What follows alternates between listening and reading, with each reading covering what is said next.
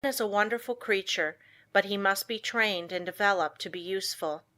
A great work can be accomplished by every man if he can be awakened to do his very best.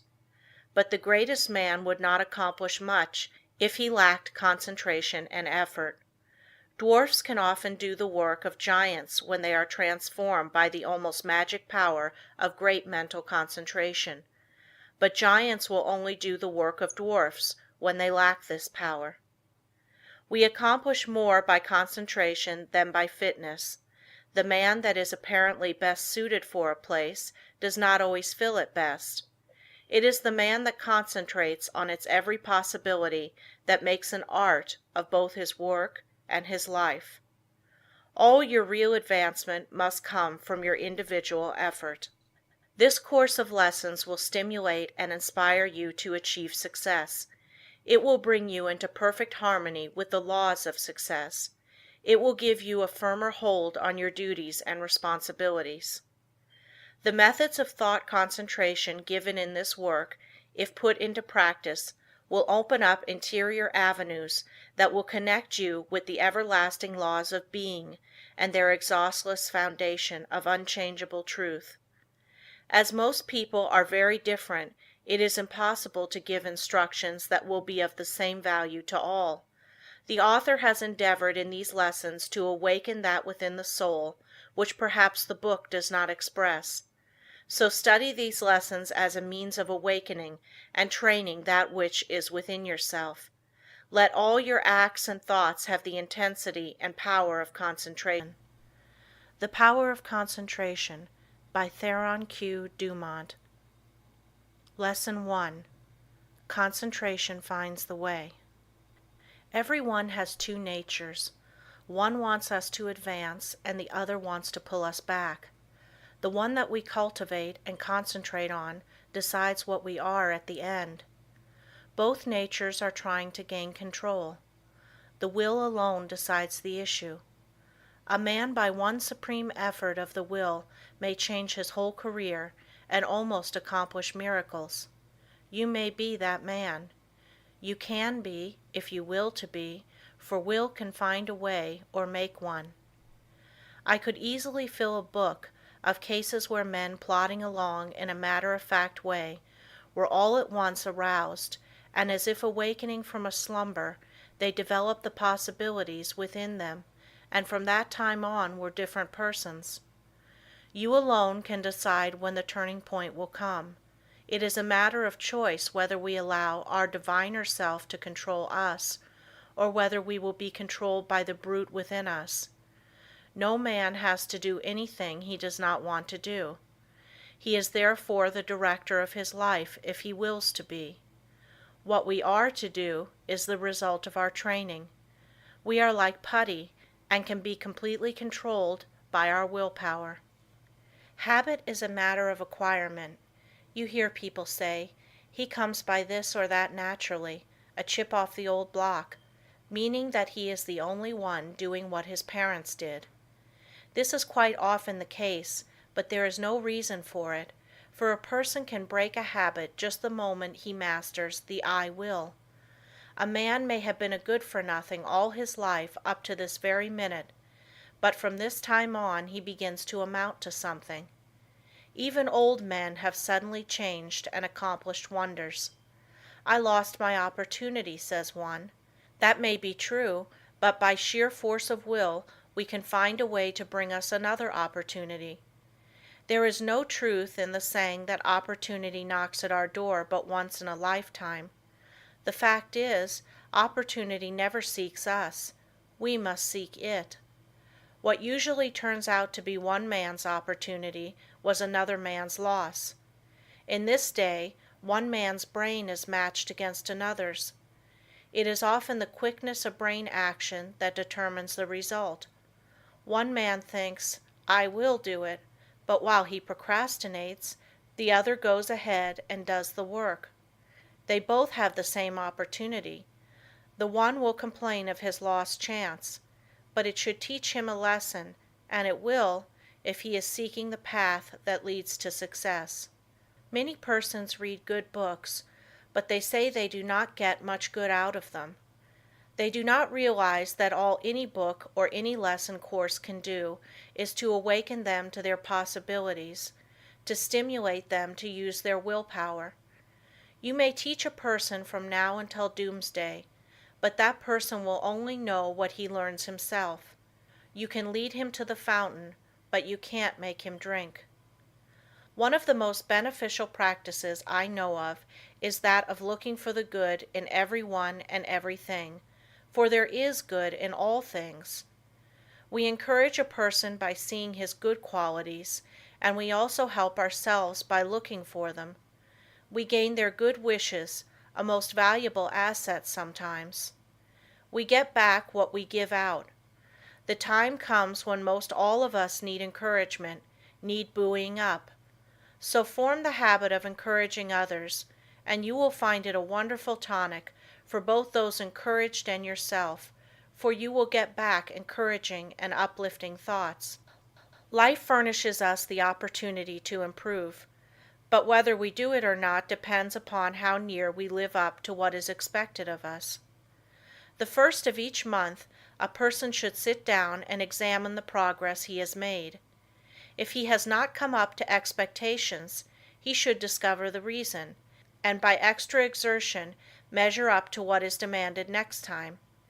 Every time that we fall behind what we plan to do, we lose just so much, for that time is gone forever.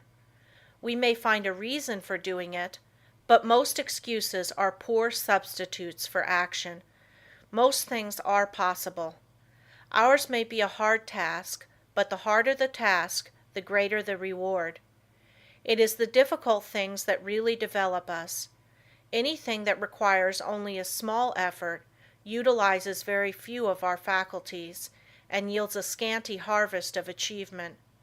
So do not shrink from a hard task, for to accomplish one of these will often bring us more good than a dozen lesser triumphs. I know that every man that is willing to pay the price can be a success. The price is not in money, but in effort. The first essential quality for success is the desire to do, to be something. The next thing is to learn how to do it. The next to carry it into execution. The man that is the best able to accomplish anything is the one with a broad mind, the man that has acquired knowledge, that may, it is true, be foreign to this particular case, but is nevertheless of some value in all cases. So the man that wants to be successful must be liberal. He must acquire all the knowledge that he can. He must be well posted not only in one branch of his business, but in every part of it. Such a man achieves success. The secret of success is to try always to improve yourself, no matter where you are or what your position. Learn all you can. Don't see how little you can do, but how much you can do. Such a man will always be in demand, for he establishes the reputation of being a hustler. There is always room for him because progressive firms never let a hustler leave their employment if they can help it. The man that reaches the top is the gritty, plucky, hard worker, and never the timid, uncertain, slow worker. An untried man is seldom put in a position of responsibility and power. The man selected is one that has done something, achieved results in some line, or taken the lead in his department. He is placed there because of his reputation of putting vigor and virility into his efforts, and because he has previously shown that he has pluck and determination. The man that is chosen at the crucial time is not usually a genius. He does not possess any more talent than others, but he has learned that results can only be produced by untiring, concentrated effort. That miracles in business do not just happen. He knows that the only way they will happen is by sticking to a proposition and seeing it through. That is the only secret of why some succeed and others fail. The successful man gets used to seeing things accomplished, and always feels sure of success. The man that is a failure gets used to seeing failure, expects it, and attracts it to him. It is my opinion that with the right kind of training every man could be a success. It is really a shame that so many men and women, rich in ability and talent, are allowed to go to waste, so to speak. Some day I hope to see a millionaire philanthropist start a school for the training of failures. I'm sure he could not put his money to a better use. In a year's time the science of practical psychology could do wonders for him. He could have agencies on the lookout for men that had lost their grip on themselves, that had through indisposition weakened their will, that through some sorrow or misfortune had become discouraged. At first all they need is a little help to get them back on their feet, but usually they get a knock downwards instead. The result is that their latent powers never develop, and both they and the world are the losers. I trust that in the near future someone will heed the opportunity of using some of his millions in arousing men that have begun to falter. All they need to be shown is that there is within them an omnipotent source that is ready to aid them, providing they will make use of it. Their minds only have to be turned from despair to hope to make them regain their hold. When a man loses his grip today, he must win his redemption by his own will. He will get little encouragement or advice of an inspiring nature. He must usually regain the right road alone. He must stop dissipating his energies and turn his attention to building a useful career. Today we must conquer our weakening tendencies alone. Don't expect anyone to help you. Just take one big brace, make firm resolutions, and resolve to conquer your weaknesses and vices. Really, no one can do this for you. They can encourage you, that is all. I can think of nothing but lack of health that should interfere with one becoming successful. There is no other handicap that you should not be able to overcome. To overcome a handicap, all that is necessary to do is to use more determination and grit and will. The man with grit and will may be poor today and wealthy in a few years. Willpower is a better asset than money. Will carry you over chasms of failure if you but give it the chance. The men that have risen to the highest positions have usually had to gain their victories against big odds. Think of the hardships many of our inventors have gone through before they became a success. Usually they have been very much misunderstood by relatives and friends. Very often they did not have the bare necessities of life. Yet by sheer determination and resolute courage they managed to exist somehow until they perfected their inventions, which afterwards greatly helped in bettering the condition of others. Everyone really wants to do something, but there are very few that will put forth the needed effort to make the necessary sacrifice to secure it. There is only one way to accomplish anything, and that is to go ahead and do it. A man may accomplish almost anything today if he just sets his heart on doing it and lets nothing interfere with his progress. Obstacles are quickly overcome by the man that sets out to accomplish his heart's desire. The bigger the man, the smaller the obstacle appears. The smaller the man, the greater the obstacle appears.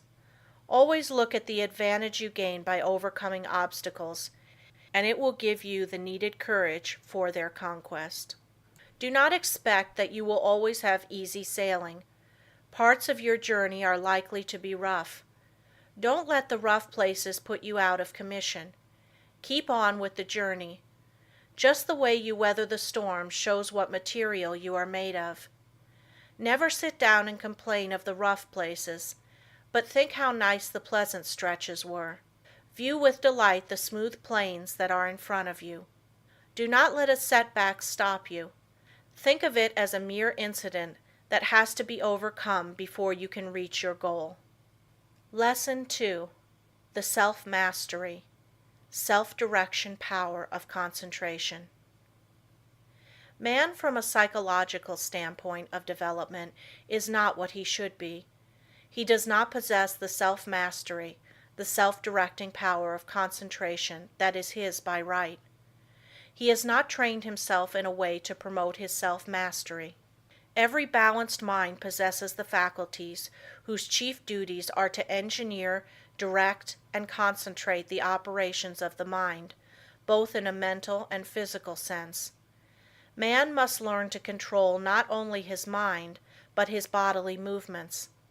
When the controlling faculties, autonomic, are in an untrained condition, the impulses, passions, emotions, thoughts, actions and habits of the person suffer from lack of regulation, and the procedure of mental concentration is not good, not because the mind is necessarily weak in the autonomic department of the faculties, but because the mind is not properly trained.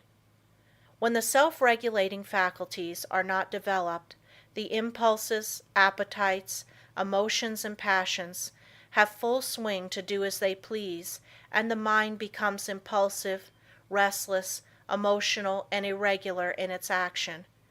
This is what makes mental concentration poor. When the self-guiding faculties are weak in development, the person always lacks the power of mental concentration.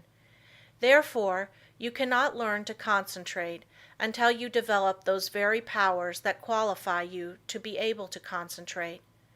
So if you cannot concentrate, one of the following is the cause. 1. Deficiency of the motor centers. 2.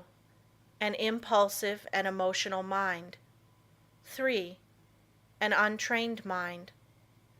The last fault can soon be removed by systematic practice. It is the easiest to correct. The impulsive and emotional state of mind can best be corrected by restraining anger, passion and excitement, hatred, strong impulses, intense emotions, fretfulness, etc. It is impossible to concentrate when you are in any of these excited states.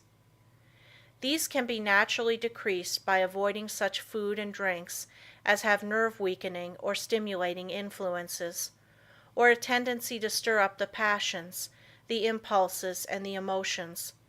It is a very good practice to watch and associate with those persons that are steady, calm, controlled and conservative. Correcting the deficiency of the motor centers is harder because as the person's brain is undeveloped, he lacks willpower. To cure this takes some time. Persons so afflicted may benefit by reading and studying my course, The Master Mind, to be published by Advanced Thought Publishing Corporation, Chicago, Illinois. Many have the idea that when they get into a negative state, they are concentrating, but this is not so. They may be meditating, though not concentrating. Those that are in a negative state a good deal of the time cannot, as a rule, concentrate very well. They develop instead abstraction of the mind, or absence of mind. Their power of concentration becomes weaker, and they find it difficult to concentrate on anything. They very often injure the brain if they keep up this state. To be able to concentrate you must possess strength of mind. The person that is feeble-minded cannot concentrate his mind, because of lack of will. The mind that cannot center itself on a special subject or thought is weak. Also the mind that cannot draw itself from a subject or thought is weak. But the person that can center his mind on any problem, no matter what it is, and remove any unharmonious impressions, has strength of mind. Concentration, first, last, and all of the time, means strength of mind. Through concentration a person is able to collect and hold his mental and physical energies at work. A concentrated mind pays attention to thoughts, words, acts, and plans. The person who allows his mind to roam at will never accomplish a great deal in the world. He wastes his energies. If you work, think, talk, and act aimlessly, and allow your brain to wander from your subject to foreign fields, you will not be able to concentrate. You concentrate the moment when you say, I want to, I can, I will. Some mistakes some people make. If you waste your time reading sensational stories or worthless newspaper items, you excite the impulsive and the emotional faculties, and this means you are weakening your power of concentration. You will not be a free engineer, able to pilot yourself to success. Concentration of the mind can only be developed by watching yourself closely. All kinds of development commence with close attention. You should regulate your every thought and feeling. When you commence to watch yourself and your own acts and also the acts of other people, you use the faculties of autonomy, and as you continue to do so, you improve your faculties, until in time you can engineer your every thought, wish, and plan. To be able to focalize the mind on the object at hand in a conscious manner leads to concentration. Only the trained mind can focalize.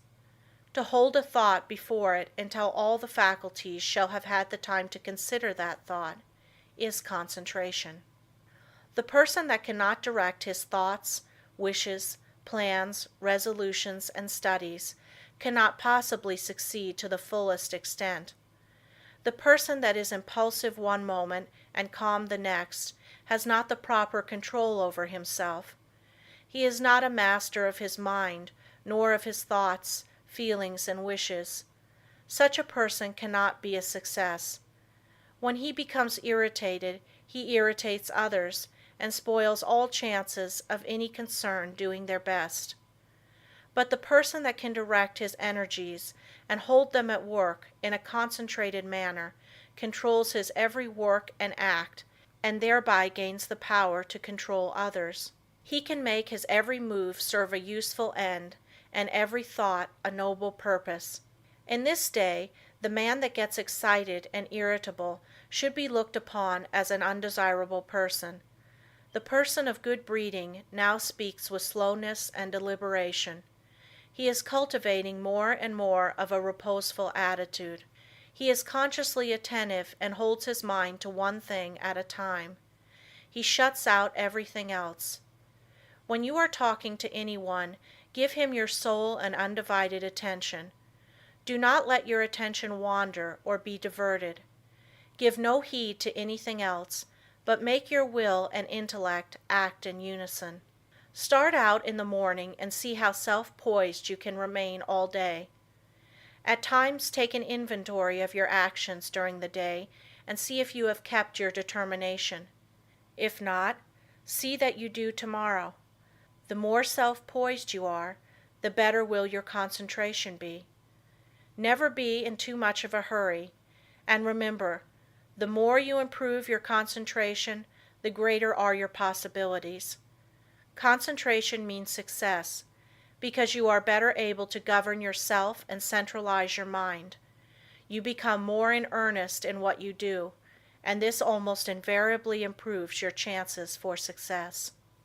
When you are talking to a person, have your own plans in mind. Concentrate your strength upon the purpose you are talking about. Watch his every move, but keep your own plans before you. Unless you do, you will waste your energy and not accomplish as much as you should. I want you to watch the next person you see that has the reputation of being a strong character, a man of force. Watch and see what a perfect control he has over his body. Then I want you to watch just an ordinary person. Notice how he moves his eyes, arms, fingers. Notice the useless expenditure of energy. These movements all break down the vital cells and lessen the person's power in vital and nerve directions. It is just as important for you to conserve your nerve forces as it is the vital forces. As an example, we see an engine going along the track very smoothly. Someone opens all the valves and the train stops. It is the same with you. If you want to use your full amount of steam, you must close your valves and direct your power of generating mental steam toward one end. Center your mind on one purpose, one plan, one transaction. There is nothing that uses up nerve force so quickly as excitement. This is why an irritable person is never magnetic. He is never admired or loved. He does not develop those finer qualities that a real gentleman possesses. Anger, sarcasm and excitement weaken a person in this direction. The person that allows himself to get excited will become nervous in time, because he uses up his nerve forces and his vital energies. The person that cannot control himself and keep from becoming excited cannot concentrate. When the mind can properly concentrate, all the energy of every microscopic cell is directed into one channel, and then there is a powerful personal influence generated. Everyone possesses many millions of little trembling cells, and each one of these has a center where life and energy are stored up and generated. If this energy is not wasted but conserved and controlled, this person is influential, but when it is the opposite, he is not influential or successful. Just as it is impossible for a steam engine to run with all its valves open, so it is impossible for you to waste your energy and run at your top speed. Each neuron in the gray layers of the brain is a psychic center of thought and action. Each one is pulsating an intelligent force of some kind. And when this force, your thoughts and motions, are kept in check by a conservative, systematic, and concentrated mind, the result will be magnetism, vitality, and health. The muscles, bones, ligaments, feet, hands and nerves, etc., are agents for carrying out the mandates of the mind. The sole purpose of the volitional faculties is to move the physical mechanism as the energy travels along the wires of nerves and muscles. Just for that reason, if you throw a voluntary control over these messages, impulses, thoughts, emotions, physical movements, and over these physical instruments, you develop your faculties of self-mastery. And to the extent you succeed here, in proportion will you develop the power of concentration. Any exercise or work that excites the mind, stimulates the senses, calls the emotions and appetites into action, confuses, terrifies, or emotionalizes, weakens the power of concentration. This is why all kind of excitement is bad. This is the reason why persons who drink strong drinks, who allow themselves to get into fits of temper, who fight, who eat stimulating food, who sing and dance and thus develop their emotions, who are sudden, vehement, and emotional, lack the power to concentrate. But those whose actions are slower and directed by their intelligence develop concentration.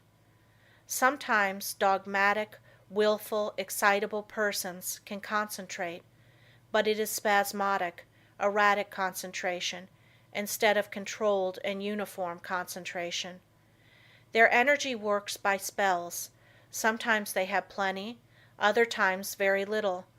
It is easily excited, easily wasted. The best way to understand it is to compare it with the discharge of a gun. If the gun goes off when you want it to, it accomplishes the purpose. But if it goes off before you are ready for it, you will not only waste ammunition, but it is also likely to do some damage. That is just what most persons do. They allow their energy to explode, thus not only wasting it, but endangering others. They waste their power, their magnetism, and so injure their chance of success. Such persons are never well liked, and never will be until they gain control over themselves. It will be necessary for them to practice many different kinds of concentration exercises, and to keep them up for some time. They must completely overcome their sudden erratic thoughts, and regulate their emotions and movements. They must from morning to night train the mind to be steady and direct, and keep the energies at work. The lower area of the brain is the storehouse of the energy. Most all persons have the dynamic energy they need if they would concentrate on it. They have the machine, but they must also have the engineer, or they will not go very far. The engineer is the self-regulating, directing power. The person that does not develop his engineering qualities will will not accomplish much in life. The good engineer controls his every act. All work assists in development. By what you do, you either advance or degenerate. This is a good idea to keep always in mind. When you are uncertain whether you should do something or not, just think whether by doing it you will grow or deteriorate, and act accordingly. I am a firm believer in work when you work and play when you play. When you give yourself up to pleasure, you can develop concentration by thinking of nothing else but pleasure. When your mind dwells on love, think of nothing but this, and you will find you can develop a more intense love than you ever had before. When you concentrate your mind on the you, or real self, and its wonderful possibilities, you develop concentration and a higher opinion of yourself. By doing this systematically, you develop much power, because you cannot be systematic without concentrating on what you are doing.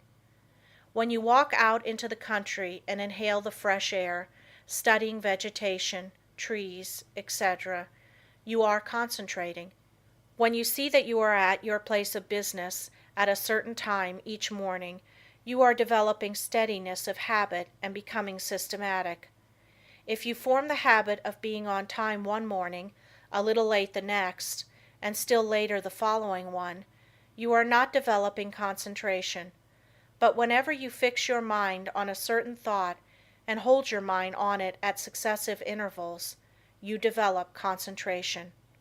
If you hold your mind on some chosen object, you centralize your attention, just like the lens of the camera centralizes on a certain landscape. Therefore, always hold your mind on what you are doing, no matter what it is. Keep a careful watch over yourself, for unless you do, your improvement will be very slow. Practice inhaling long, deep breaths, not simply for the improvement of health, although that is no small matter, but also for the purpose of developing more power, more love, more life. All work assists in development. You may think it foolish to try to develop concentration by taking muscular exercises, but you must not forget that the mind is associated with muscle and nerve. When you steady your nerves and muscles, you steady your mind, but let your nerves get out of order and your mind will become erratic, and you will not possess the power of direction, which in other words, is concentration. Therefore you understand how important exercises that steady the nerves and muscles are in developing concentration. Everyone is continually receiving impulses that must be directed and controlled if one is to lead a successful life. That is the reason why a person must control the movements of his eyes, feet, fingers, etc. This is another reason why it is important to control his breathing. The slow, deep, prolonged exhalations are of wonderful value. They steady the circulation, the heart action, muscles and nerves of the mind. If the heart flutters, the circulation is not regular, and when the lung action is uneven, the mind becomes unsteady and not fit for concentration.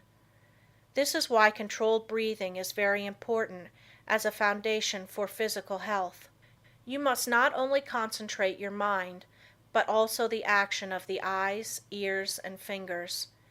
Each of these contain miniature minds that are controlled by the master engineer. You will develop much quicker if you thoroughly realize this. If you have ever associated with big men or read their biographies, you will find that they usually let the others do the talking.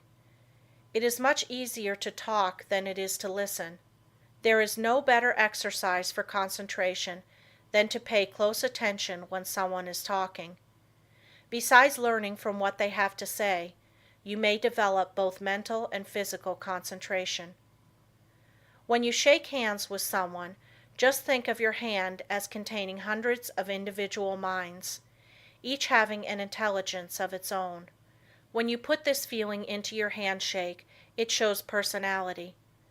When you shake hands in a listless way, it denotes timidity, lack of force, and power of personality. When the hand grip is very weak and stiff, the person has little love in his nature, no passion and no magnetism. When the handshake is just the opposite, you will find that the nature is also. The loveless person is non-magnetic, and he shows that he is by his non-magnetic handshake. When two developed souls shake hands, their clasps are never light. There is a thrill that goes through both when the two currents meet. Love arouses the opposite currents of the positive and negative natures. When there is no love, life loses its charm. The hand quickly shows when love is being aroused. This is why you should study the art of handshaking and develop your social affections. A person that loves his kind reflects love, but a person that hates reflects hate.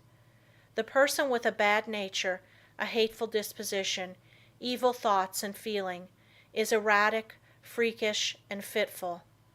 When you allow yourself to become irritable, watch how you breathe and you will learn a valuable lesson. Watch how you breathe when you are happy. Watch your breathing when you harbor hate. Watch how you breathe when you feel in love with the whole world and noble emotions thrill you. When filled with good thoughts, you breathe a plentiful supply of oxygen into your lungs, and love fills your soul. Love develops a person, physically, mentally, and socially. Breathe deeply when you are happy, and you will gain life and strength. You will steady your mind, and you will develop your power of concentration and become magnetic and powerful. If you want to get more out of life, you must think more of love. Unless you have real affection for something, you have no sentiment, no sweetness, no magnetism. So arouse your love affections by your will and enter into a fuller life. The hand of love always magnetizes, but it must be steady and controlled. Love can be concentrated in your handshake, and this is one of the best ways to influence another. The next time you feel yourself becoming irritable, use your will and be patient.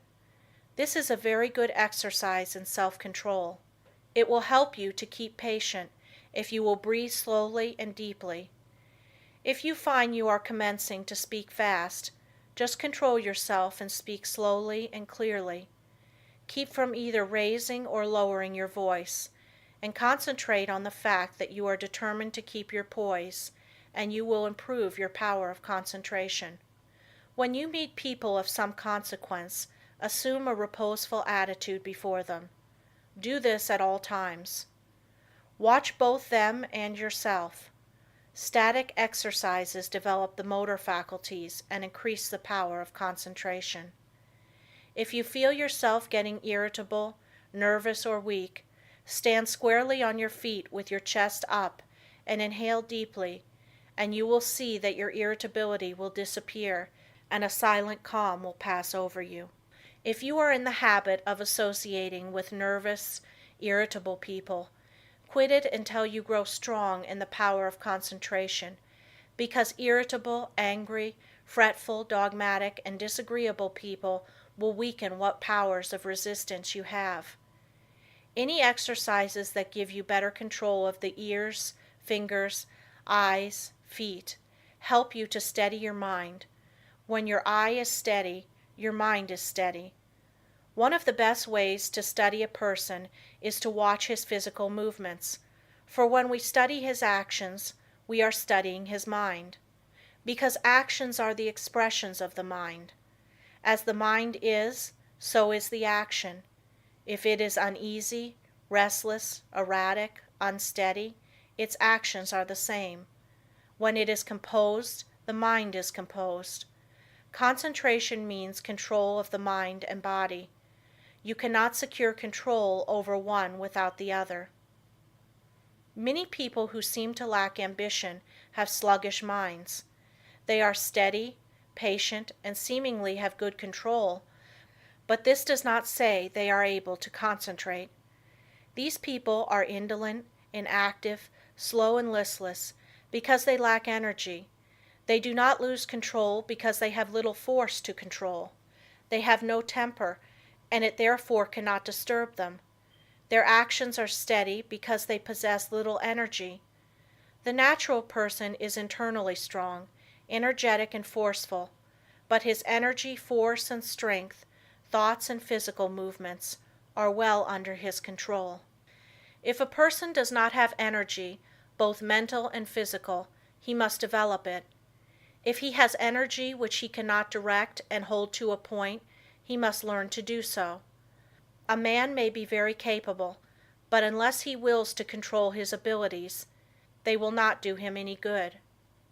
We hear so much talk about the benefit of physical culture, but the real benefit of this is really lost sight of. There is nothing that holds the faculties at work in a sustained and continuous manner as static exercises do. For as stated before, when you learn to control the body, you are gaining control over the mind.